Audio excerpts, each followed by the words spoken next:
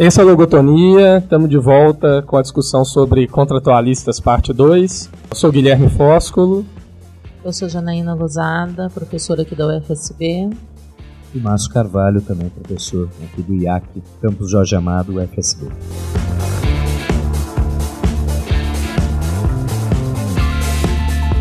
Se bem me lembro, a gente terminou a última discussão com o John Locke, e como a gente ficou pendendo a discussão do Locke e fechar um encontro como o último com o John Locke, dar ensejo a más interpretações da parte do Logotonia e etc., né?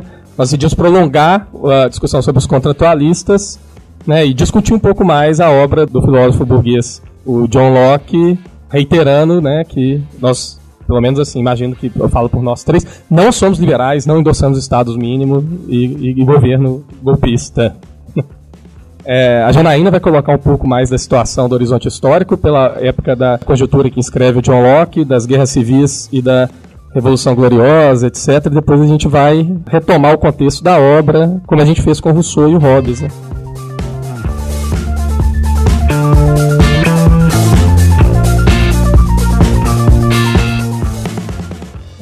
Me parece importante pensar nesse momento, né, quer dizer, o século XVII como um grande espaço de deslocamentos, né? Então, a gente tem um deslocamento do ponto de vista do poder político, intelectual, nessa Europa que está se revolucionando sem ter clareza da sua própria revolução, né? Então, não era essa a ideia. A construção básica é que a gente tem um momento de deslocamento entre os estados que vinham do século XVI com a sua força política e econômica, Espanha, Portugal, para uma outra natureza de capital ou natureza de realização dos próprios estados, que vai fazer com que a França e a Inglaterra despontem nesse cenário. A França e a Inglaterra também vão tomar a frente dos processos de produção das ideias.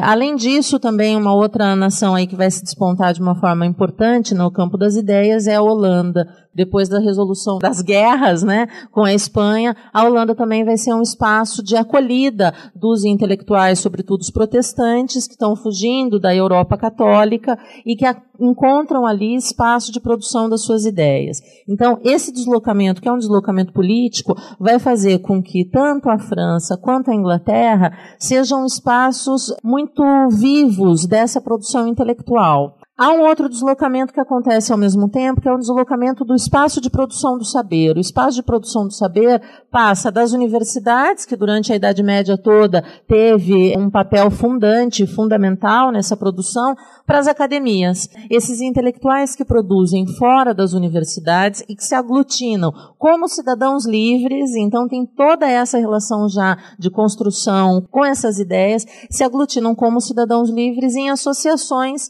intelectuais. Então, as academias de ciência, de arte, acabam sendo espaços para essa produção.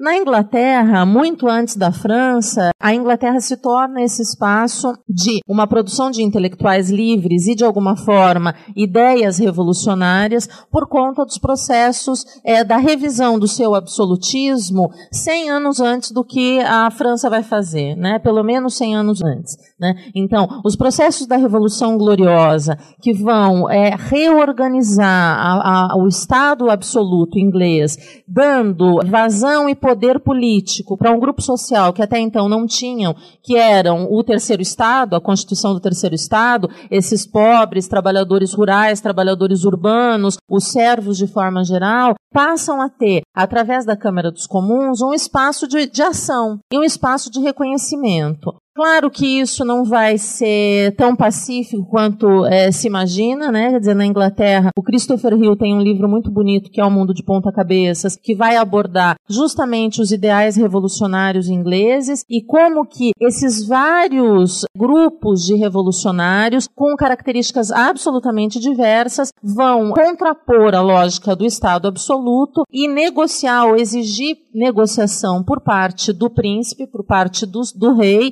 reconhecimento da sua presença e da sua ação. Para ter uma ideia como esses grupos eram revolucionários, um desses grupos se consideravam os niveladores. Essa ideia de nivelar as montanhas era uma ideia comum entre grupos intelectuais revolucionários, tanto durante o século XVII na Inglaterra, quanto no século XVIII na França. A ideia de que você, de uma forma metafórica, pode nivelar as montanhas ou pode cumular os vales. Então, tornando todos iguais frente a uma determinada ordem de poder social compartilhada. Então, eu acho que esses deslocamentos, eles são a base onde essas ideias, tanto revolucionárias, vão poder acontecer, quanto as ideias revolucionárias se tornam uma ação política de grupos que até então não estavam reconhecidos ou não tinham conquistado esse direito, para que eles se tornem um novo ator nessa cena. Outra questão importante também é como esses grupos muitas vezes veem a ideia da propriedade.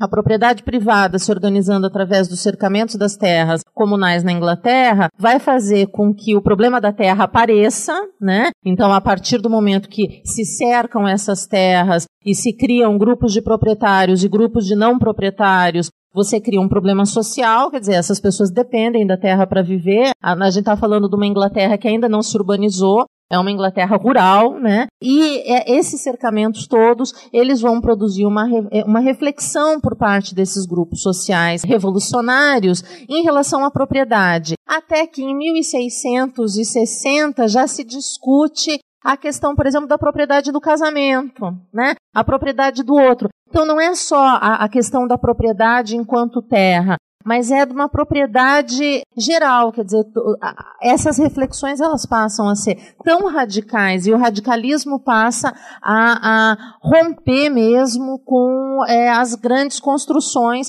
que vinham até então da Idade Média, né? Então imaginem, no mundo que ainda acreditava nos demônios e nas bruxas, um grupo de revolucionários pôr em xeque o casamento.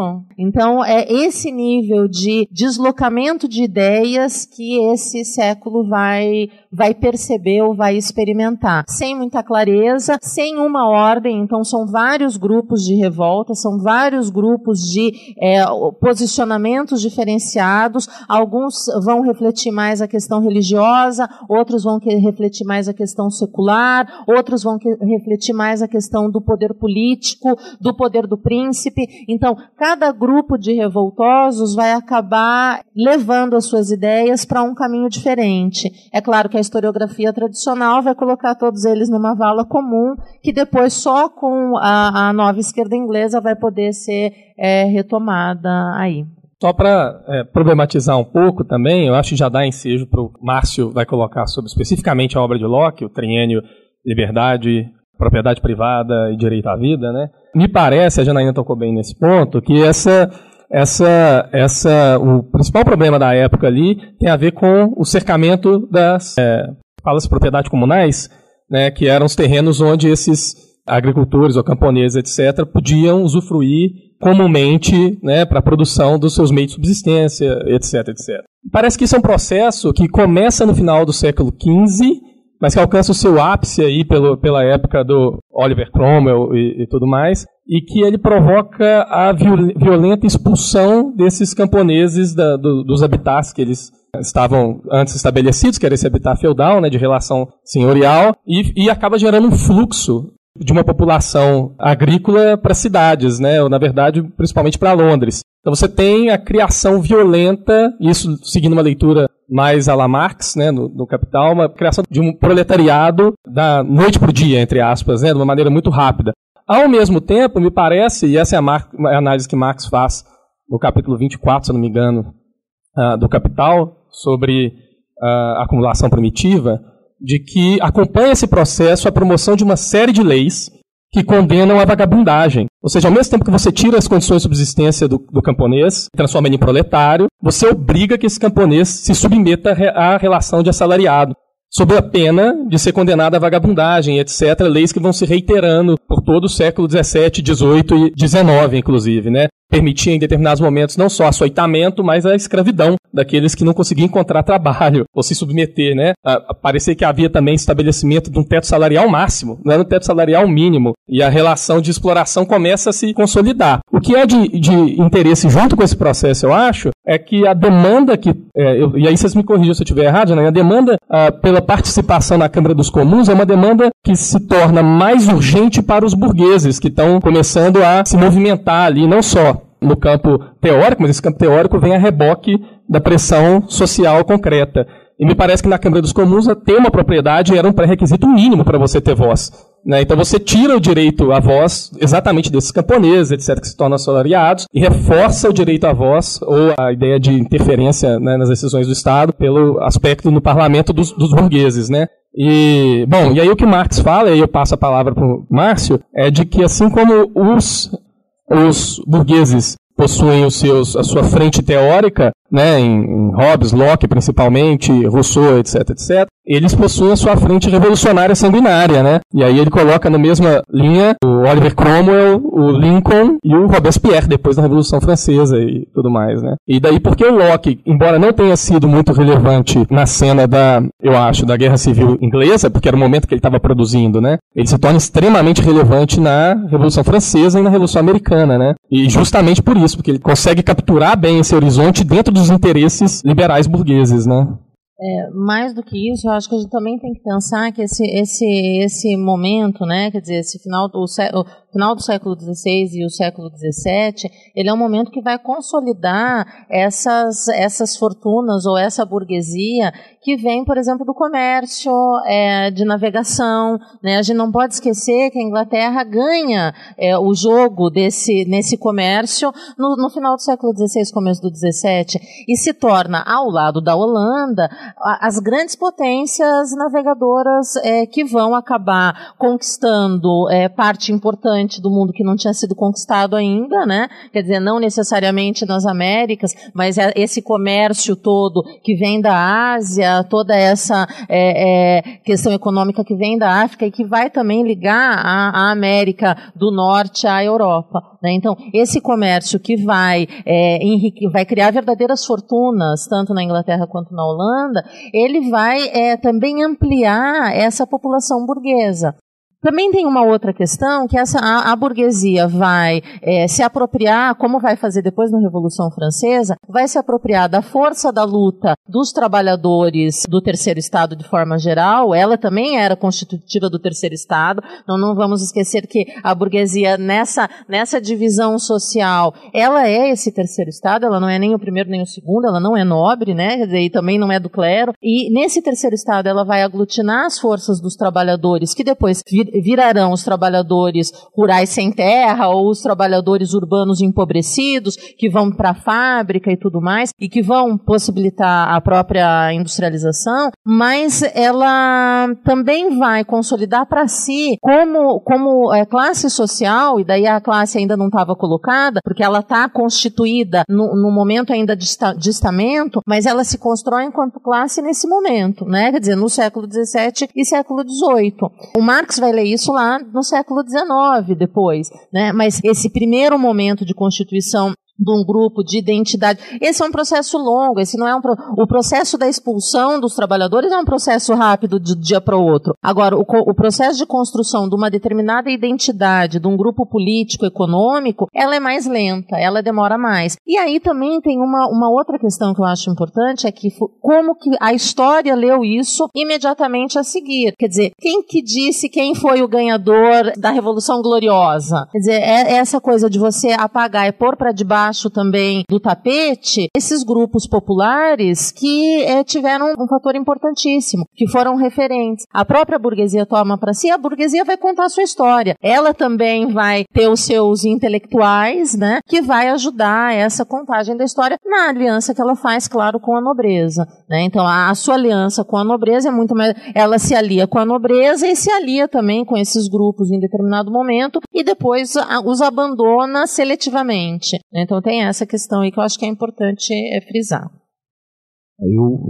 Da minha parte, eu vou puxar um pouco, para falar sobre a questão da propriedade, eu vou puxar um pouco o papo para o registro da filosofia política,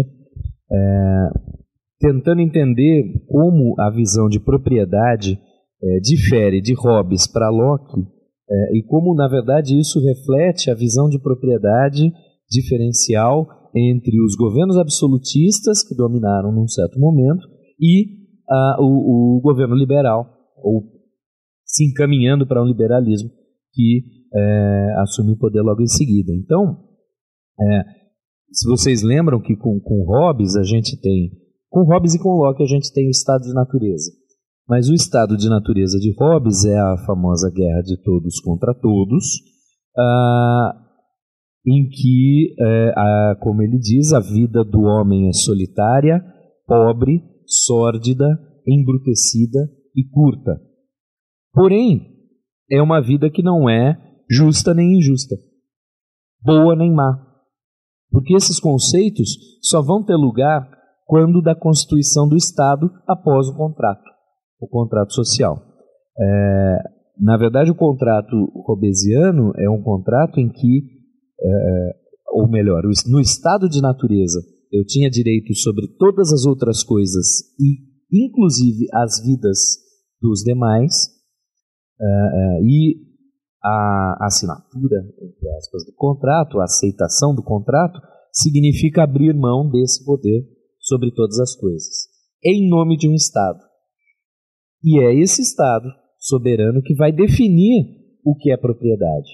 Em Hobbes, da mesma forma que no estado de natureza não existiam os conceitos de bom, mal, justo e injusto, também não existia o conceito, e eu leio aqui, outra consequência da mesma condição, é que não há propriedade, nem domínio, nem distinção entre o meu e o teu. Então a propriedade em Hobbes, e aí refletindo o poder absoluto, é dado pelo Estado. É o Estado que confere propriedade a alguém. Tá? Só para deixar claro, então, que em Hobbes o ser humano vai por um processo racional, tá? Racionalmente ele entra na guerra de todos contra todos no estado de natureza, não é emocional, não são afetos. Por quê? Porque se eu não sei o que o outro pensa, racionalmente eu faço a guerra preventiva. É mais racional eu iniciar a guerra do que ter que reagir. Então é sempre no registro da racionalidade. E o direito de natureza, isso é interessante, a gente coloca normalmente Hobbes entre os jusnaturalistas, mas ele começa o capítulo 14 dizendo: o direito de natureza, a que os autores geralmente chamam jus naturale, ele não se filia. Ele não se filia a isso. E ele prossegue, então, o direito de natureza é a liberdade que cada homem possui de usar seu próprio poder da maneira que quiser para a preservação da sua própria natureza, ou seja, da sua vida. Só que ele prossegue com, essa é o primeiro direito de natureza, mas a primeira lei de natureza, estabelecido pela razão. Atenção, lei de natureza não foi dada pelos deuses, não é uma consequência da vida natural, mas é uma consequência da razão humana. É uma lei da natureza, é um preceito ou regra geral, mediante o qual se proíbe um homem a fazer tudo que possa destruir a sua vida ou privá-lo dos meios necessários para preservá-la. Ou seja, dentro de um registro de racionalidade, Hobbes está justificando o absolutismo por meio do contrato, está definindo a propriedade privada como uma derivada do poder absoluto do Estado, mas, ao mesmo tempo, coloca como único direito e primeira lei natural a autopreservação. Então, o ser humano tem direito à sua vida. E aí a gente entende que antes de ter direito à sua propriedade. A vida tem precedência, enquanto lei natural. A propriedade é derivada do Estado. Tá? Agora a gente vai para Locke. Bom, como é que é a vida no estado de natureza de Locke? Ela é muito parecida com a vida no estado civil. Qual é a diferença? Qual é o poder que nós temos e que nós vamos abrir mão à moda de Hobbes? É o poder de executar as leis naturais. Então eu não tenho poder sobre todas as coisas. Ele até fala num certo momento que Ainda que se tratasse de um estado de liberdade, esse não é um estado de permissividade. O homem desfruta de uma liberdade total de dispor de si mesmo ou de seus bens, mas não de destruir sua própria pessoa, nem qualquer criatura que se encontre sob sua posse. Ou seja, o estado de natureza para Locke, a diferença é que cada um é executor da lei natural. Então, se você cometeu algum delito, eu ou qualquer pessoa podem cobrar esse delito e podem executar a pena. Ele até compara com a história de Caim. Quando Caim sai, tem alguma passagem que diz, olha, qualquer homem pode fazer cumprir a sua pena. Qualquer homem pode executá-lo. Então, a saída do estado de natureza é o contrato em que os seres humanos abrem mão desse poder de executar a lei natural. Porém, o que nós temos no estado de natureza, já temos no estado de natureza e continuamos tendo no estado civil? O direito à propriedade. E aí ele define propriedade de uma maneira ampla que engloba a sua vida, a sua liberdade e os seus bens. E como são definidos os bens? Aquilo sobre o qual eu exerci trabalho. Então, se eu colhi maçãs, essas maçãs são minhas porque eu adicionei trabalho a elas ao tirá-las do pé. Se eu plantei algo, esse algo é meu, o resultado desse algo lá na frente, quando crescer, é meu porque eu exerci trabalho ali. E mais, a terra sobre a qual eu executo o meu trabalho também é minha. E aí a gente cai na questão das propriedades comunais. Porque a partir do momento, e essa é a visão de Locke, a partir do momento que eu, indivíduo, adicionei trabalho a uma determinada terra, ela passa a ser minha propriedade. Num certo momento ele até fala, olha, é claro que eu posso plantar uma terra imensa e deixar apodrecer o resultado. Eu perco o direito a essa terra. Porém, com a invenção do dinheiro, eu consigo converter toda essa produção em moeda e, portanto, ela não apodrece mais porque eu passo para alguém e mantenho o valor dela comigo e é isso que vai levar à possibilidade de você ter grandes propriedades. Então, a pequena propriedade é só derivada do trabalho que o ser humano coloca nela, porém, é possível a existência de grandes propriedades a partir do momento em que existe um meio de troca, existe o dinheiro que permite aglutinar o produto de uma grande propriedade num pequeno objeto. Mas aqui, Locke, só perguntando, Márcio, ele não advoga sufrágio universal não, né? Parece que há aí um argumento na direção de que, e ele subscreve, apenas aqueles que possuem propriedade privada deveriam ter direito a voto. Então, eu acho que é como a Janaína falou, há uma movimentação que tem que ser colocada no contexto do horizonte histórico, que coloca Locke como representante de uma classe que usurpa as demandas revolucionárias de um terceiro Estado. Não só Locke, né? Mas essa linha de pensamento liberal burguês, né? Eu acho que a gente tem que lembrar como que isso se inicia, né? Quer dizer, essa ideia de que existem homens sem senhor, ela é uma ideia desse período, é uma ideia nova, é uma ideia que está se constituindo, porque até então os homens pertenciam a determinados senhores. Então, isso é um salto gigantesco no sentido da ideia de liberdade, da consolidação da ideia de liberdade, da retomada de que os homens são livres por natureza, e eu acho que também é essa leitura de que essa natureza que dá a liberdade, que dá o direito de ir e vir, que eram direitos que não estavam colocados nessa sociedade dos senhores, né? Dessa sociedade que tinha o direito de vida e de morte sobre o outro. Então, na medida que os senhores passam a não ter o direito de vida e de morte sobre o outro, e isso vai se estender até o século XVIII, se a gente pegar lá os estudos do Foucault, por exemplo, ele estuda o século XVIII, quando ele está estudando o direito de vida e de morte. Então, esse século XVII todo, há um conflito, né? Quer dizer, quais são os limites desse direito? Então, o homem não pertence mais a um senhor. Por outro lado, a religião e a igreja também estão perdendo o seu papel. Então, qual que é o direito desse homem? Ele tem direito a se matar? Não, a se matar ele não tem direito, ele tem direito à conservação da vida. E daí eu acho que e daí eu retomo o Hobbes pensando em duas questões. Primeiro, a gente tem que lembrar que o Hobbes é discípulo de Galileu. A não ser que eu esteja errada, não é minha especialidade. Nesse mesmo caminho, ele traz, e daí isso é uma fala do Franklin Balmer, em relação ao Hobbes, que ele vai expandir esses princípios do mecanicismo postos pelo Galileu para o homem, para os corpos em movimento. Esses corpos que respondem a estímulos externos, de atração e de repulsão, de acordo com o instinto de vitalidade e de conservação. Então aí a ideia de natureza ela volta no sentido de construir instintos no homem. Então o homem tem instintos que são dele, que não são pautados nem pela religião, nem por Deus e nem pelo Senhor. Isso em si dá uma construção de liberdade para esse homem e de autonomia que inexistia até aí. Então, eu quero chamar a atenção como que esses processos eles são ao mesmo tempo profundos, porque eles vão mexer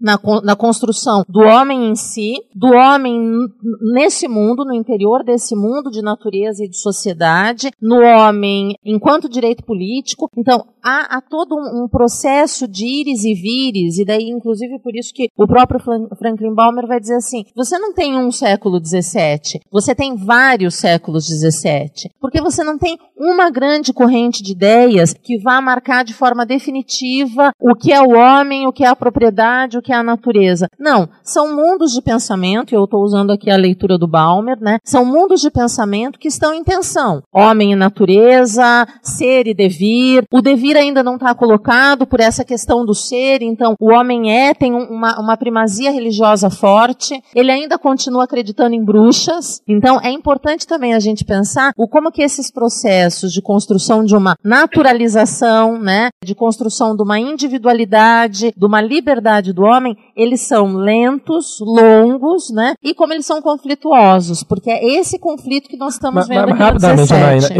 esse movimento que você explica, que é plural, etc, por aí vai, para mim nunca parece muito plural, porque no final do processo, se a gente parar para pensar, e aí eu estou pensando na Guerra Civil Inglesa, na Revolução Gloriosa, na Revolução Francesa, na Revolução Americana, quem capitaliza isso é a burguesia nesses três lugares, enfim, né, capitaliza no sentido duplo da palavra, né?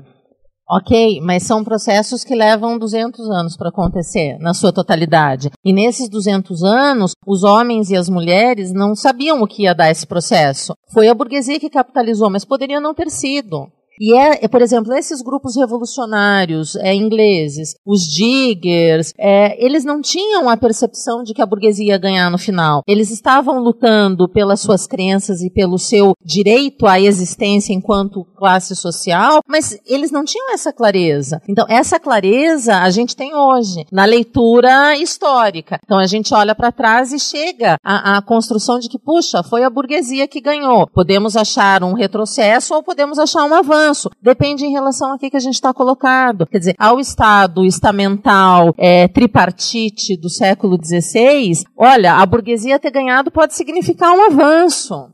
Agora, porque inclusive ela permitiu muito dessa construção da ideia de liberdade, de individualidade, de liberdade comercial. Claro que a liberdade acabou se tornando liberdade comercial ao final, mas no construto dela, ela era também outras coisas. Então a burguesia tomou para si numa construção histórica também de largo prazo. Eu acho engraçado porque tem uma parte que o Marx ele vai colocar, ele vai acessar os jornais, os debates na época, os jornais não, né, os registros da época dentro da Câmara dos Comuns, onde você teria lá, né, representantes da burguesia e pessoas que viam, por exemplo, nos cercamentos das terras comunais, na propriedade comunal, um problema grave, porque óbvio, essas opiniões eram divididas na época. Mas assim, tem algumas passagens que dá para você perceber onde que está indo esse processo e por que ele está acontecendo. Uma delas é um adversário de um tal de Dr. Price, que é um dos caras que vê o problema, né, em relação aos cercamentos e tal, do deslocamento massivo de trabalhadores, etc, etc.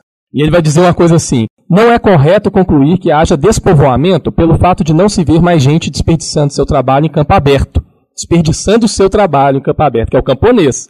Se após a conversão dos pequenos camponeses em gente que tem de trabalhar para outrem, mais trabalho é posto em movimento, isso constitui, de fato, uma vantagem que a nação, e aí Marx coloca uma nota, né, a qual os convertidos naturalmente não pertencem, né, os camponeses, deve desejar. O produto será maior se seu trabalho combinado for empregado num só arrendamento. Desse modo, formar-se-á produto excedente para as manufaturas, e por meio destas manufaturas, uma das minas de ouro dessa nação se multiplicarão em proporção à quantidade de cereais produzida.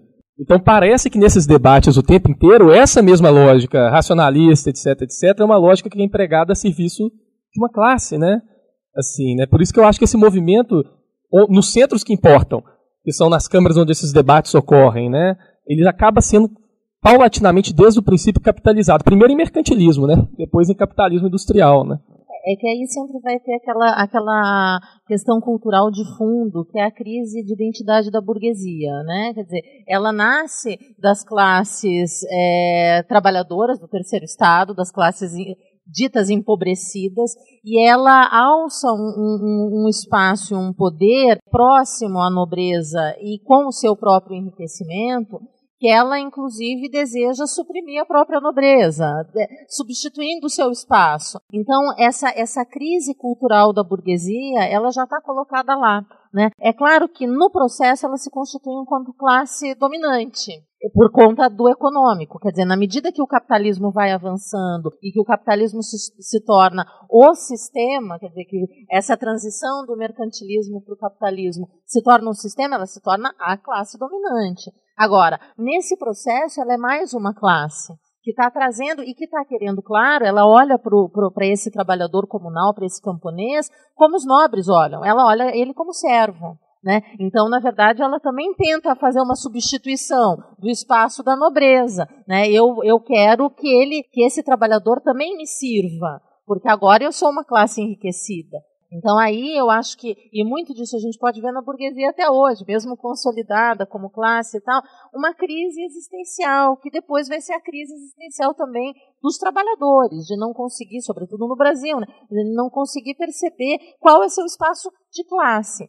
Mas não vamos esquecer que no século XVII, que é o objeto aqui, essa classe ela não está constituída enquanto tal, ela é uma classe em devir também. Né? Então, esses processos de conflito, eles vão se dando em avanços e retrocessos em determinado momento. Se a gente pega, por exemplo, a história da Revolução Gloriosa, a burguesia também vai ter seus reveses. Então, ela não ganha sempre todas as batalhas, né? Mas, claro que, ao final, ela acaba saindo a grande vencedora do processo. E não é só ela a grande vencedora, por outro lado, também a nobreza se mantém na Inglaterra de forma muito hábil, porque consegue articular com a burguesia e fazer a burguesia também, a nobreza aí usa a burguesia no sentido de apaziguar esses revolucionários e de ser a classe do terceiro estado com quem ela vai dialogar. Então, se é para escolher alguém do terceiro estado para dialogar, não vão ser os trabalhadores da terra desprovidos de propriedade, não serão os trabalhadores, mesmo urbanos, empobrecidos, que estão começando, não são essas massas que depois o Marx vai chamar de lumpenproletariado. É uma classe que está se constituindo e que entende a nobreza. Que classe é essa? A burguesia. Né? Então é uma classe em devir aí. Esse século todo, ele é um século em devir. Né, porque é um século de uma crise intelectual profunda, né, porque esses intelectuais que começam nesse deslocamento, que vai para a França, que vão para a Inglaterra, e que começam a pensar em si como classe, em si como indivíduos, começam a pensar os poderes dessa sociedade e os limites desses poderes. Retomar rapidamente a questão da propriedade, no caso do Locke, você falou que ele não defende o sufrágio universal, etc., mas é muito claro, o capítulo 9 do segundo Tratado do Governo Civil, parágrafo 124, ele diz textualmente: por isso, o objetivo capital e principal da união dos homens em comunidades sociais e de sua submissão a governos é a preservação de sua propriedade. E logo no parágrafo anterior a definição: homens que já estão reunidos ou que planejam se reunir visando a salvaguarda mútua de suas vidas, liberdades e bens, o que designo pelo nome geral de propriedade. Então, é curioso que, apesar de Hobbes ser o absolutista, o direito à vida é preservado. O direito à vida é preservado com primazia aos demais direitos. Até Hobbes, num certo trecho, fala que é preciso colocar uma polícia para ir te pegar, para ir te prender, tal, porque você não tem o dever nenhum de se prender. Você tem o direito à vida. Você tem que ser arrastado mesmo, né? Não tem que ir. Já Locke entende, por exemplo, a possibilidade de escravidão, né? Que não seria, não caberia no desenvolvimento teórico de Hobbes. E aí eu puxo uma coisa que você falou que eu acho que é fundamental e que poucas vezes a gente vê numa interpretação mais vulgar de Hobbes, que é o mecanicismo dele. A gente acaba, quase todo mundo acaba lendo os capítulos ali 13 em diante do Leviatã, que são os capítulos que falam sobre estado de natureza e a constituição da sociedade civil. E ninguém lê a primeira parte sobre o homem, que é exatamente a definição do homem mecânico, dentro das premissas do mecanicismo, e, portanto, necessariamente chegando ao estado de natureza. É mecânico. Nós vamos chegar ao estado de natureza, nós vamos desenvolver afetos por um lado, razão por outro. Vamos chegar ao estado de natureza e a guerra de todos contra todos, usando esses dois, afetos e razão, mas é pela razão que a gente chega no estado, é pela razão que a gente chega na guerra e é pela razão que a gente opta por sair dela e constituir o Leviatã. Eu vou me permitir ler a introdução, um trecho da introdução do Hobbes, que é pouco lida, mas que deixa isso absolutamente transparente. Tá? Do mesmo modo que tantas outras coisas, a natureza, a arte mediante a qual Deus fez e governa o mundo, é imitada pela arte dos homens também nisso, que lhe é possível fazer um animal artificial. Pois, vendo que a vida não é mais do que um movimento dos membros, cujo início ocorre em alguma parte principal interna, por que não poderíamos dizer que todos os autômatos, máquinas que se movem a si mesmas por meio de molas, tal como um relógio, possuem uma vida artificial? Pois, o que é o coração, senão uma mola? E os nervos, senão outras tantas cordas? E as juntas, senão outras tantas rodas, imprimindo movimento ao corpo inteiro, tal como foi projetado pelo artífice? E a arte vai ainda mais longe, imitando aquela criatura racional, a mais excelente obra da natureza, o homem. Porque pela arte é criado aquele grande Leviatã, a que se chama Estado, ou cidade, em latim civitas, que não é senão um homem artificial, embora de maior estatura e força do que o homem natural, para cuja proteção e defesa foi projetado. Para mim isso é muito bonito e é muito claro do caldo intelectual que está permeando Hobbes. E é um caldo intelectual que tem impacto também em Locke, né? Apesar de Locke partir do empiricismo, da ideia de tábula rasa, de todos os nossos conhecimentos vão sendo aprendidos, ao contrário de Hobbes, que eles vão sendo construídos, né? Ele não tem ainda o instrumental da evolução, mas os primeiros capítulos são da sensação, da criação dos afetos e como os afetos se ligam de forma complexa, gerando outros. Tá? Então, esse caldo cultural também é importante para a gente entender não só as posturas políticas que estão ali envolvidas. Uma das coisas que eu acho que tem nessa fala do Hobbes que eu quero destacar é essa ideia de Deus como artífice. Então aqui é esse momento também em que o conhecimento da ciência, o conhecimento da observação da natureza passa a entrar nessas ideias culturais e encontrar espaços de amoldamento em relação às ideias anteriores. Então, não é a inexistência de Deus, mas ele é o artífice dessa natureza. Ele que vai vai criar como um relojoeiro. Então, essa é também uma outra imagem, né, utilizada para Deus nesse período do final do meados do século XVII, que é o Deus como um relojoeiro, né? Então, o homem é uma máquina perfeita, a natureza é uma máquina perfeita, mas quem faz os acertos nessas máquinas é Deus. Então, eu acho que é interessante esses pensamentos ou essas ideias em tempos de transição, né? Se você me permite, é só lembrar que Hobbes, sabendo também dos problemas de Galileu, Hobbes tenta sempre puxar isso, mas ele também teve problemas com os religiosos. O último trecho dessa introdução, em que ele está falando do Leviatã, do corpo político, vai deixar claro porque ele tem esses problemas. Olha, por último, os pactos e convenções mediante os quais as partes desse corpo político foram criadas, reunidas e unificadas, assemelham-se àquele fiat, aquele façamos o homem proferido por Deus na criação. Isso é um escândalo. Quer dizer, Deus disse, faça-se o homem, e agora nós nos arrogamos de sermos os criadores do faça-se o Leviatã?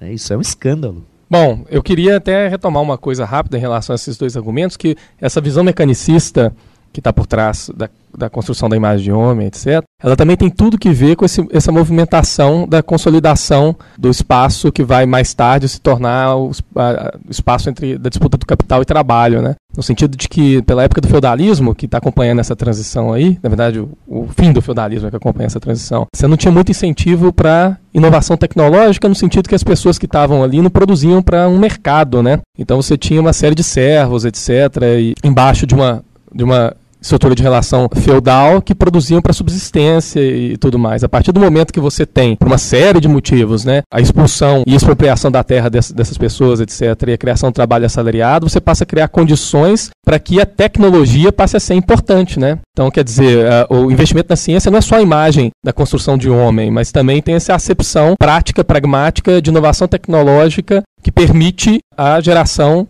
do lucro, etc., né? O que permite produzir em maior quantidade, né? E uma coisa que é importante aí, que daí também todo esse movimento das grandes conquistas, das navegações que decorre, né, quer dizer, dos séculos anteriores, que é essa percepção de conhecimento do mundo, né? Quer dizer, esses homens se deparam com mundos que eles nem imaginavam que existia, que nem a ficção mais fantástica poderia mostrar. Então, eles precisam mapear esses mundos, eles precisam identificar, inclusive, os produtos naturais que esses mundos dão. Quer dizer, ok, dá para o Brasil, o que mais? Quer dizer, que riquezas que você pode conquistar? Ouro, prata e o que mais dessas riquezas? Essas riquezas naturais todas, elas passam também a ser exploradas fora, mas também a ser produtos para essa nascente indústria. Então, essa indústria que ela é um conjunto, né? Quer dizer, um conjunto de possíveis que vão fazê-la criar, né? Ou que vão permitir que ela exista. Então, isso é uma questão importante também. Então, esse mundo que está sendo inventariado. E aí eu tenho essa nova profissão, né? Quer dizer, esses cientistas que começam a inventariar, que começam a ir para as terras mais estranhas para dizer o que tem. Quer dizer, aonde que tem ouro, qual que é a qualidade do ouro, aonde que tem prata, aonde que tem outro tipo de minério, aonde que tem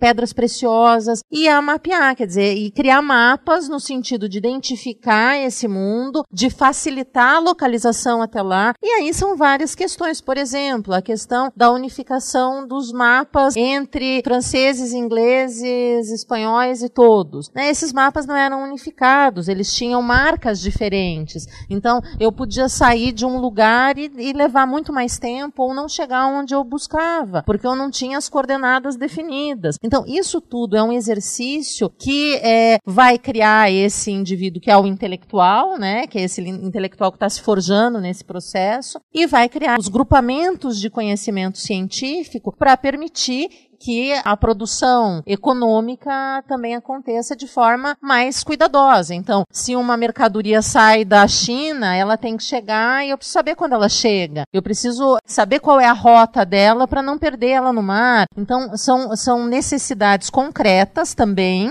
que vão fomentar o conhecimento científico. Lembra que eu acho que existe uma acepção de neutralidade na época que neutraliza uma ideologia como se ela fosse de interesse comunal, né? A ideologia burguesa. Falo que isso é curioso porque você tem um Francis Bacon na mesma época escrevendo lá, né, no Novo Órgano, um homem ministro intérprete da natureza, etc, etc. Como se essas tecnologias servissem somente e neutramente para o controle dos adventos da fortuna, da sorte, da natureza, né? Desviar rios, etc, só provocasse benesses, né? Então não se vê, por exemplo, o fator lucro aí ainda. Pelo menos se torna, né, o fator principal dessa motivação posteriormente, assim, né? Então acho que essas coisas elas estão intricadas uma na outra, né? Uma coisa curiosa que eu queria chamar a atenção rápido também, antes de encerrar, porque talvez comunique com alguma coisa hoje, né? Era o fator de que muito frequentemente se esquece na contemporaneidade, eu acho, a força da violência dessas revoluções de caráter burguês, né? Porque se você parar para pensar, todas elas são extremamente violentas, todas elas fazem uso de violência mesmo, sanguinária, física, e por um lado, e por outro lado, todas elas capturam o aparato legislativo dos estados para praticar um outro tipo de violência, que é a violência indireta, através das leis que favorecem infinitamente a classe burguesa, né? Eu acho que uma das maiores ilustrações desse processo é a Segunda Revolução Americana, que é a Guerra de Secessão, onde é que você tem uma guerra que parece ser motivada por liberdade, etc, por aí vai, mas ninguém fala, né, ou pelo menos assim, no horizonte da época, pouca gente percebe que essa guerra tem muito mais que ver com um norte que está se capitalizando e um sul que ainda é escravocrata e, portanto, arcaico. Então você quer liberar os escravos para compor essa massa de força de trabalho, etc, que lá na Europa, na Revolução Inglesa, já aconteceu através dessa expropriação das terras comunais, né? Você quer gerar mão de obra para ser assalariada nas fábricas, etc, etc. E esse processo inteiro me parece ser visto quase sempre com bons olhos, assim, porque ele é traduzido pela burguesia, né? Esse povo começa a ter voz, se é que tem voz, a partir do século XIX, que é o que você falou, outras percepções, anarquistas, marxismo, etc, etc. Né? Ou pelo menos se tem ainda um pouco antes, através, sei lá, do socialismo utópico e tudo mais, mas que não se resolve a situação, assim, de maneira mais realista, né? Então, o que eu acho curioso dessa acepção é que muito frequentemente se acusa a esquerda de ser violenta, sanguinária, revolucionária, mas se esquece que a burguesia foi isso durante 300, 400 e 500 anos, na pior acepção do termo, e continua sendo através da contra-revolução, né? Se a gente vê, por exemplo, de determinada maneira o que ocorre no Brasil hoje com o movimento contra-revolucionário, no sentido do movimento de rebote de uma classe estabelecida em cima dos direitos da outra classe, etc, etc, e por aí vai, né? Isso é extremamente violento, não é nada pacífico, e é violento em toda acepção da violência, tanto na acepção de que o trabalhador se submete na própria perda de seus direitos pela falta de condição de obter direitos melhores ou consolidar esses direitos, etc, né? Porque ele só tem a força de trabalho para oferecer, precisa sobreviver, etc, etc, por aí vai. Quanto com a força com que a polícia impõe essas regras, né? De cima para baixo. Como elas vão sendo realizadas, por exemplo, na Câmara. Como elas foram historicamente realizadas, tanto na Revolução, na Guerra Civil, quanto na França revolucionária, etc, quanto na Revolução Americana. Quer dizer, uma vez que a violência é imposta, depois ela é legislada. Né? Quer dizer, ela tem todo esse estatuto de legalidade que é coberta essa violência e justifica ela, né? Então acho que é importante não perder de vista isso, né? Que, óbvio, muito mais violenta do que qualquer tipo de percepção de esquerda revolucionária contemporânea foi a violência burguesa de 4, 5, 6 séculos aí, né? Quer dizer, e que continua sendo violenta nesse sentido, né? Até porque é só com a violência que você vai conquistar qualquer tipo de diferença social. Se eu tenho lá uma sociedade de antigo regime estamental que diz que eu sou dono da vida e da morte dos outros, para esses outros se libertarem disso, né, quer dizer, desse poder da igreja, e vamos pensar que se a gente está discutindo o século XVII, a igreja e as violências religiosas aí são absurdas. Se a gente pensa na violência das fronteiras, é outro momento. Esse homem de fronteiras que vai para os Estados Unidos, que vem para a América, é um homem da violência. É um homem que vai perpetrar essa violência nos espaços onde ele está, né? Então, a violência, ela pode aparentemente ter desaparecido da vida depois do século XIX, coisa que eu tenho muitas dúvidas. Eu acho que não. Eu acho que a violência está aí colocada desde o século XIX para cá. O que muda é a administração dessa violência e os discursos sobre ela. Mas ela está aí, né? Se a gente pega o que a gente vive ou viveu essa última semana toda, né? Com violência contra indígenas, com violência contra homossexuais, a violência está colocada, né? Eu, inclusive, sugiro que esse pode ser o próximo tema do nosso Logotonia, né? Porque a gente termina aqui falando dele, né? Boa ideia, né? Boa ideia essa aí. Então encerramos esse episódio de Logotonia com a presença da Janaína, do Márcio, né? E a gente se encontra no próximo episódio, espero que falando sobre violência, que é um tema de fato, né, assim, foi provocado por esse encontro, mas super atual, né?